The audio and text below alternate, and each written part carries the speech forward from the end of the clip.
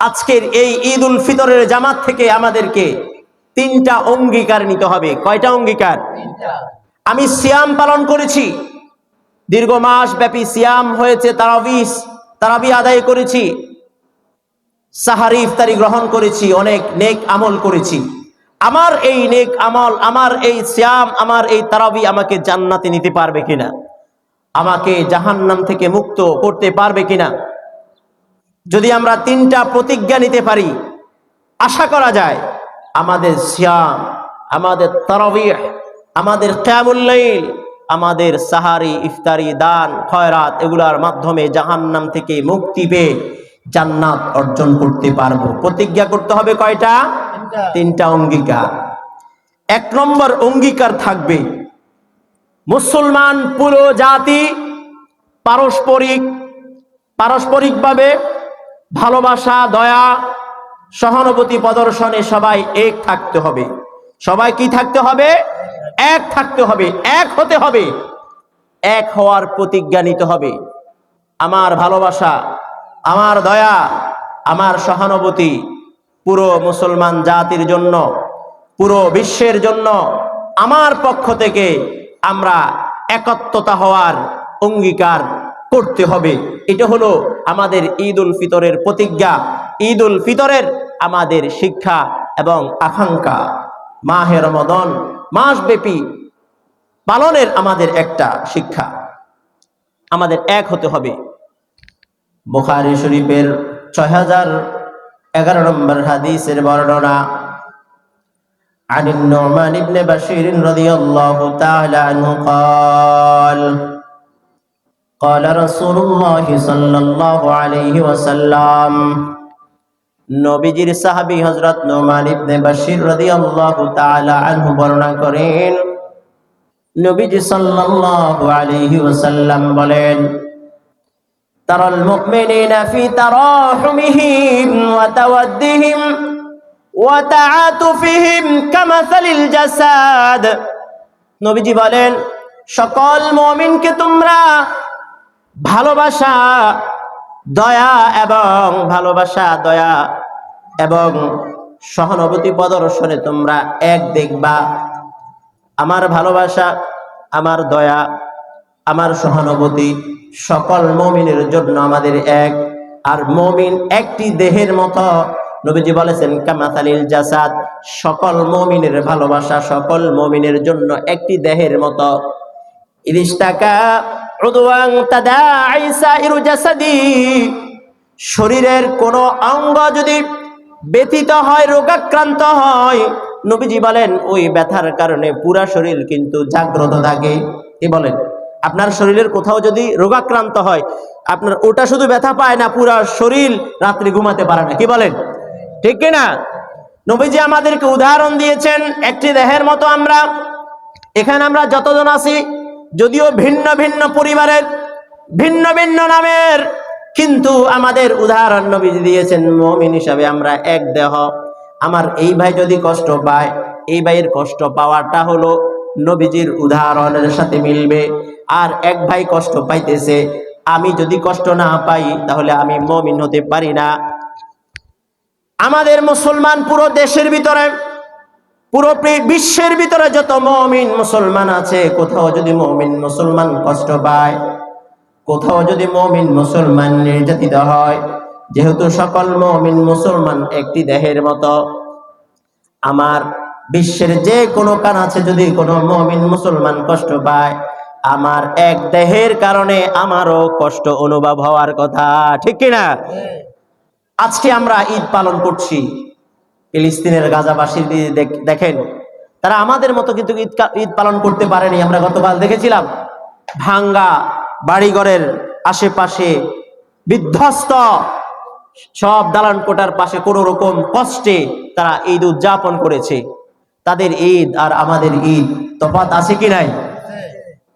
এই জন্য নবীজি বলেছেন, তোমরা রোজা রাখো, সিয়াম পালন করো, যাকাত দাও, দান খয়রাত করো, যত ইবাদত বান্দি করো, যত কিছুই করো না কেন, যতক্ষণ না তোমরা মুমিন এক না হতে পারবা, একটি দেহের মতো না হতে পারবা, ততক্ষণ পর্যন্ত তোমার ইবাদাত বান্দিগি নামাজ রোজা যত দান খয়রাত যত বিয়াদাত করবা এই সকল কিছু তোমাকে জান্নাতে নিতে পারবে না।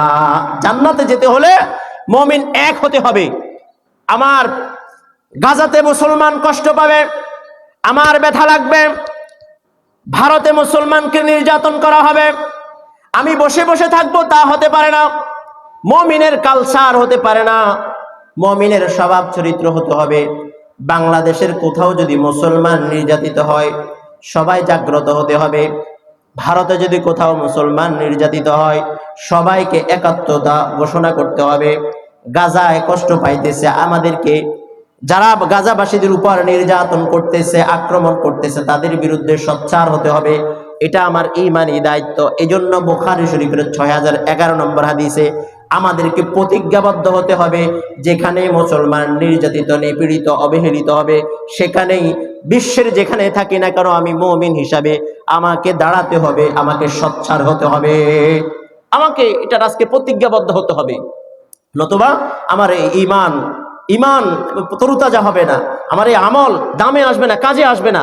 কাজে আসার জন্য কি করতে হবে? আজকের ঈদের শিক্ষা, আমাকে এক হতে হবে। আমাকে আমরা কয়টা প্রতিজ্ঞা নিব আজকের ঈদ মাঠ থেকে? কথা বলেন, কয়টা? 1 নম্বর, দয়া ভালোবাসা সহানুভূতি প্রদর্শনে সকল মুমিন সকল মুসলমান আমরা এক হতে হবে। কি হতে হবে? আরে ওই মিয়া কষ্ট পাইতেছে, আমার সমস্যা কি? ওর ও মার খাইতেছে, আমার সমস্যা কি? এরকম নাকি? আরে ও মুসলমান কষ্ট পাবে, আমি কষ্ট পাবো। ও মুমিন ও কষ্ট পাইতেছে, আমারও তো কষ্ট হবে। এটা ঈমানের পরিচয়, এটা ঈমানের পরিচয়। 1 নম্বর প্রতিজ্ঞা। 2 নম্বর প্রতিজ্ঞা নিতে হবে, সকল মুসলমান ভাই ভাই। সকল মুসলমান কি? সকল মুমিন মুসলমান ভাই ভাই।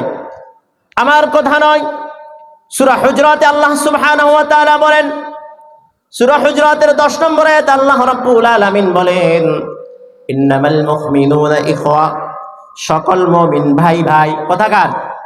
কথা বলেন, কথাকার? ইন্নামাল মুমিনুনা ইখওয়াতু ফাসলিহু বাইনা আখওয়াইকুম ওয়াত্তাকুল্লাহা লাআল্লাকুম তুরহামুন।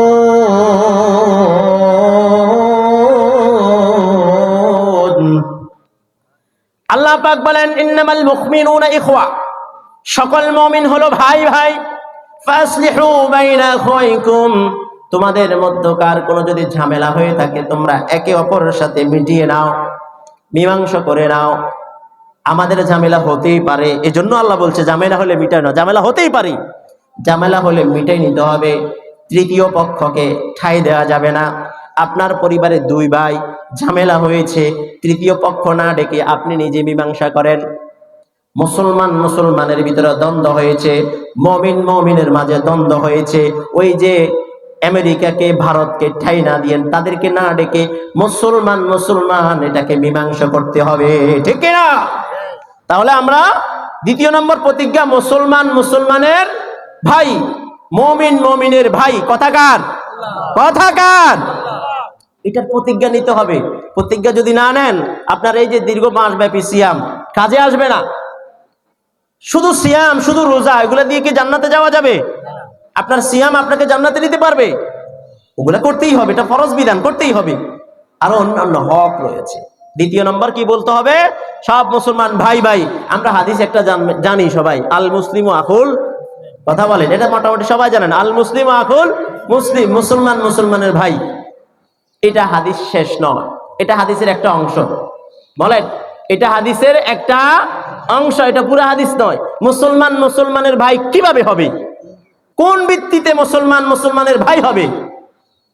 নবীজি বলে দিয়েছেন, আল মুসলিমু আখুল মুসলিম, মুসলমানের ভাই। কেমন ভাই? কিভাবে ভাই হবে? লা ইয়াজলিমুহু ওয়া লা ইয়াখযুলুহু ওয়া লা ইয়াহকিরুহু, মুসলমানের ভাই তখন হবে যখন সে তার মুসলমান ভাইয়ের প্রতি জুলুম করবে না, তখন ভাই হবে। খেয়াল করেন, মুসলমানের ভাই তখন হবে লা ইয়াজলিমুহু ওয়া লা ইয়াখযুলুহু ওয়া লা ইয়াহকিরুহু, 3টা কাজ করবে তখন। 1 নম্বর, মুসলমানের ভাই তখন হবে যখন ওই মুসলমান উপর জুলুম করবে না, অনাচার করবে না, অত্যাচার করবে না, তখন ভাই হবে। আপনি জুলুম করবেন, আপনি ভাই হতে পারবেন না। ওয়ালা ইয়াখযুলুহু, অসহায় অবস্থায় রাস্তায় মাঝপথে ছেড়ে চলে যাওয়া যাবে না। মুসলমান মুসলমানের ভাই হতে হলে এক মুসলমান আরেক মুসলমানকে অসহায় অবস্থায় মাঝপথে রেখে যেতে পারবে না। ওয়ালা ইয়াহকিরুহু, এক মুসলমান আরেক মুসলমানকে তুচ্ছ তাচ্ছিল্য ছোট করতে পারবে না। তিনটা কথা, মুসলমান মুসলমানের ভাই হতে হলে লা ইয়াযলিমুহু ওয়ালা ইয়াখযুলুহু ওয়ালা ইয়াহকিরুহু, জুলুম করবে না। দ্বিতীয় নম্বর হচ্ছে যে এক মুসলমান আরেক মুসলমানের মাঝপথে রেখে অসহায় অবস্থায় রেখে চলে যাবে না। আহারে, ফিলিস্তিনের ভাইরা অসহায় আছে, তোর কি হয়েছে? ভারত মানুষ কষ্ট পাইতেছে, মিয়ানমার আরাকানের মানুষ কষ্ট পাইতেছে, আমার কি হয়েছে? না, লা ইয়াখযুলুহু, নবীজি বলে দিয়েছেন, তোমরা মুসলমান হয়ে মুমিন হয়ে অন্য মুমিনকে অসহায় অবস্থা রেখে আনন্দ করবা, উল্লাস করবা, তা হতে পারে না। ঠিক না? এটা হলো আমাদের মুসলমানের মুসলমানিত্ব। ওয়ালা ইয়াহকিরুহু, এবং তৃতীয় নম্বর কথা হচ্ছে একে অপরকে তুচ্ছ তাচ্ছিল্য ছোট করতে পারবে না। যদি দেখো তোমরা একে অপরকে ছোট করতেছ, ছোট করে তুচ্ছ তাচ্ছিল্য করে, মুসলমান ওই মুসলমানের ভাই নয়, সে মুসলমানের ভাই নয়। আপনি দেখে নেবেন যে কাউকে ছোট করছে, যে কাউকে তুচ্ছ তাচ্ছিল্য করছে, সে মুসলমানের ভাই নয় অন্তত পক্ষে। রাসূল জানান দিচ্ছেন রিয়াজুস সালিহিনের 1578 নম্বর হাদিসের এই হাদিসটা রাসূল আমাদেরকে জানিয়ে দিয়েছেন, মুসলমান মুসলমানের ভাই হতে হলে তুচ্ছ করা যাবে না। মুসলমানের এক মুসলমানের উপর আরেক মুসলমানের সম্মান রক্ষা করা, সম্মান নষ্ট করাটা হারাম। আপনি আরেকজনের সম্মান নষ্ট করতেছেন, এটা কি হারাম? এটা কি হারামে কি আরাম? হারাম। রাসূল বলেছেন কুল্লুল মুসলিম আলাল মুসলিমি হারামুন দামুহু ওয়া ইরদুহু ওয়া মালুহু, এক মুসলমানের উপর আরেক মুসলমানের উপর তিনটা জিনিস হারাম। একটা হলো তার সম্ভ্রম, ইজ্জত, সম্মান, তার মান, এটা হলো একজন আরেকজনের উপর কি, এবং রক্ত মানে হত্যা করা যাবে না, এই তিনটা জিনিস হারাম। এই হাদিসে নবীজি বলেছেন বিহাসবি ইমরিইম মিনাশ শাররি আন ইয়াহকিরা আখাহুল মুসলিম, একজন মুসলমান, একজন মানুষ খারাপ হওয়ার জন্য যথেষ্ট হচ্ছে সে আরেকজন মুসলমানকে তুচ্ছ করে তাচ্ছিল্য করে।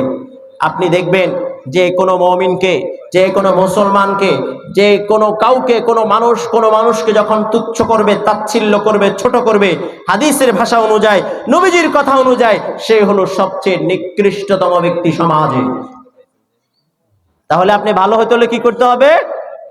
কাউকে ছোট করতে পারবেন না, কারো তুচ্ছ তাচ্ছিল্য করতে পারবেন না। বলেন, আপনারা বলেন, আপনারা ভালো না খারাপ? কি ভালো হতে রাজি নাই মনে হয়। আমরা সবাই ভালো না খারাপ? সবাই বলেন, আমরা সবাই ভালো না খারাপ? তাহলে এই হাদিস রিয়াজুস সালিহিনের 1578 নম্বর হাদিসের বর্ণনা মতে ভালো হতে হলে কাউকে ছোট করবেন না, ভালো হতে হলে কারো সম্মান নষ্ট করবেন না, ভালো সাজতে হলে, ভালো বলতে হলে কাউকে অসম্মান করবেন না। পারবেন তো ইনশাআল্লাহ? দ্বিতীয় নম্বর, প্রথম প্রতিজ্ঞা হবে মুসলমান পরস্পরের সম্পর্কে ভালোবাসায়, দয়ায়, মহাব্বতে, সহানুভূতি প্রদর্শনে এক আর নেক থাকতে হবে।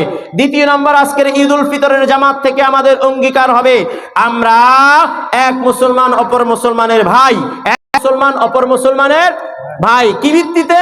জুলুম করার না করার ভিত্তিতে, সম্মান নষ্ট না করার ভিত্তিতে, এবং মুসলমান অসহায় অবস্থায় রেখে যাব না, এই প্রতিজ্ঞার ভিত্তিতে আমরা এক মুসলমান অপর মুসলমানের, নতুবা এক মুসলমান অপর মুসলমানের ভাই হতে পারবেন না। তৃতীয় নম্বর প্রতিজ্ঞা হচ্ছে আমাদের সকল হিংসা, বিদ্বেষ, রাগ, ক্ষোভ ঝেড়ে ফেলে দিয়ে আজকের এই ঈদ থেকে আমরা সবাই একাত্মতা করতে হবে। আমরা মুসলমান সবাই, আমাদের দিলে কোনো কারো প্রতি রাগ নেই, কারো প্রতি কোনো ক্ষোভ নেই, কারো প্রতি কোনো হিংসা নেই। যতক্ষণ না আমরা এই প্রতিজ্ঞা করতে পারবো না, আপনার সিয়াম, আপনার সালাত আপনাকে জান্নাত থেকে বাঁচাতে পারবে না।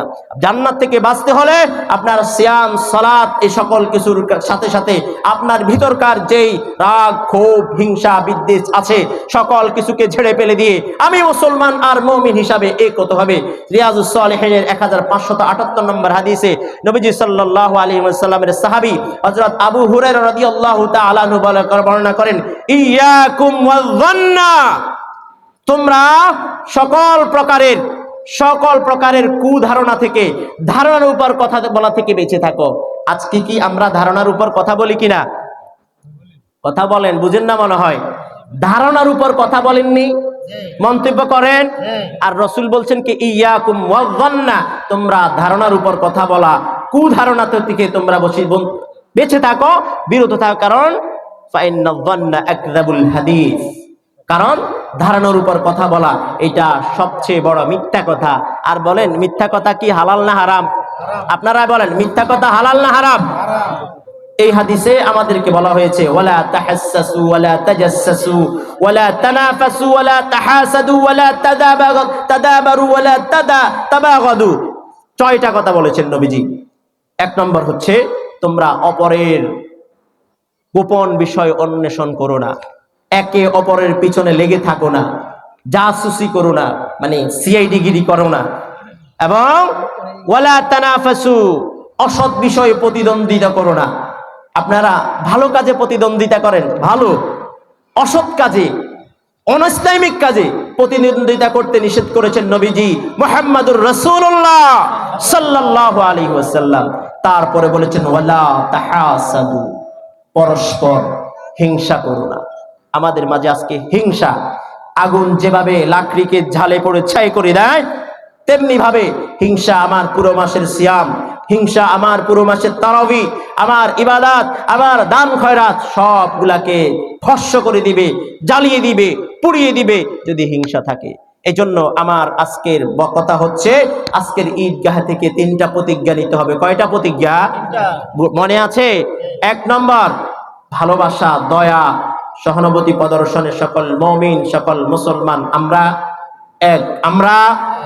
2 নম্বর, সকল মুমিন মুসলমান ভাই ভাই কিসের ভিত্তিতে? একে অপর প্রতি জুলুম করব না, একে অপরকে অসহায় অবস্থায় রেখে চলে যাবে না। 3 নম্বর, একে অন্যকে ছোট করব না, তুচ্ছ তাচ্ছিল্য আর অসম্মান করব না। 3 নম্বর প্রতিজ্ঞা, হিংসা বিদ্বেষ সকল কিছু ঝেড়ে ফেলে দিয়ে, রাগ ক্ষোভ ঝেড়ে ফেলে দিয়ে আজকের এই ঈদ উল ফিতরের জামাত থেকে আমরা সবাই এক হয়ে যাব। তখন দেখবেন তৃতীয় কোনো পক্ষ এসে মুসলমানকে ধ্বংস করতে পারবে না, মুসলমানকে থামাতে পারবে না, মুসলমানকে কষ্ট দিতে পারবে না। যতক্ষণ না আমাদের হিংসা বিদ্বেষের কারণে আলাদা থাকতেছি, ততক্ষণ তৃতীয় পক্ষ আমাদের উপর সাওয়ার হবে, আমাদেরকে বিভিন্নভাবে কষ্ট দিবে, আমাদেরকে বিভিন্নভাবে হয়রানি করবে। আর রাগ ক্ষোভ ছেড়ে ফেলে দিয়ে এক পরিবারের সবাই এক, এক সমাজের সবাই এক, এক মুসলমান জাতি সবাই যখন এক হবে, কোন বিজাতি আমাদের উপর সরদারি করতে পারবে না, ঠিক কিনা? যাই হোক, আল্লাহ পাক আমাদের সবাইকে এই 3টা প্রতিজ্ঞার উপর প্রতিজ্ঞাবদ্ধ হয়ে ঈদগাহ থেকে গিয়ে সবাই যেন এক আর নেক হয়ে থাকতে পারি। আল্লাহ পাক আমাদের সবাইকে তৌফিক দান করুন। সবাই বলি আমিন।